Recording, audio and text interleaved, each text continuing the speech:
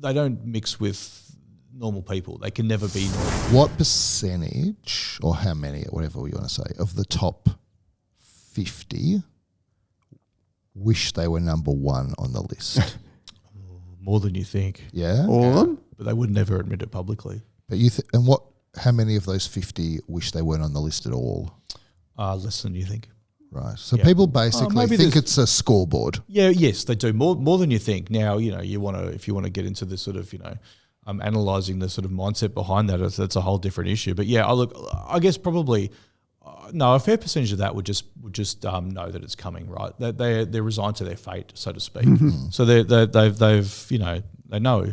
they're going to be on it. It's pretty obvious they can't get out of it, right? Now, if they could, there'd be probably a fair percentage that would. Look, I some of them have used that. Some of them have used that being to the top of the list to their benefit, right? Whether it's been to open doors politically, to open doors with other companies, business dealings. There is benefits from it. Obviously there's clear negatives too. Invasions of privacy, or whatever you want to call it.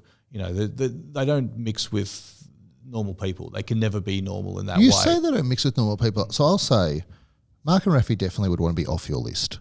Yeah, absolutely. They invisible. Never want to be invisible. Yeah. And I get that. It's much better to be invisible.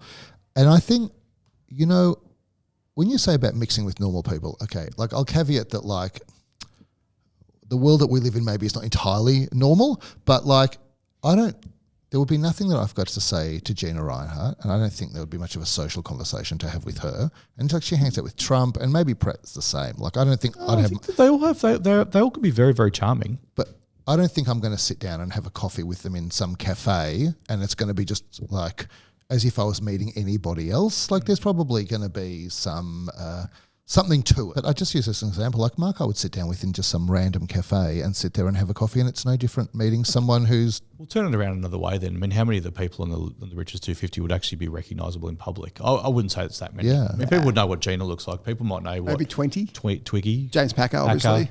There's probably a few others besides that. I'm not even sure it's 20. I'm not even sure it's 20.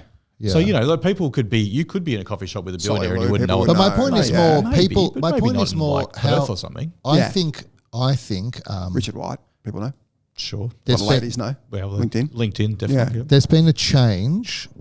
As the world has become less formal, I think the people on that list have become less formal, and so maybe you'd be walking into these lavish offices of someone in their 70s or 80s that are on the list, but with a few exceptions, it feels to me like the younger people that are on that list are more low-key, and there's just a different...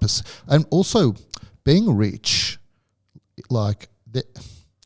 in the past in Australia, there was a bit of a cringe about being rich, and then it became very amazing to be rich. And I think Kerry Packer made it quite glamorous to be at the top of the list. Might have been the 80s though, right? Yeah, the 80s. But there is a pushback on being rich today for sure. And all these No Kings protests in the US, some of that is filtering across to Australia. And I think you can feel the backlash against the ultra wealthy. That's right. Clearly it's because of, that's right, the polarisation of society and stuff. And look, they'll blame the government for not, getting the policy settings right for housing to be more affordable. It's clearly an issue. And it's, I agree with that for sure. But I mean, that doesn't detract from the amount of readers and interest in a list like this. It will grow the amount of, right? Yeah, because that's going to be called the hit list. In the NFL draft, I mean that metaphorically.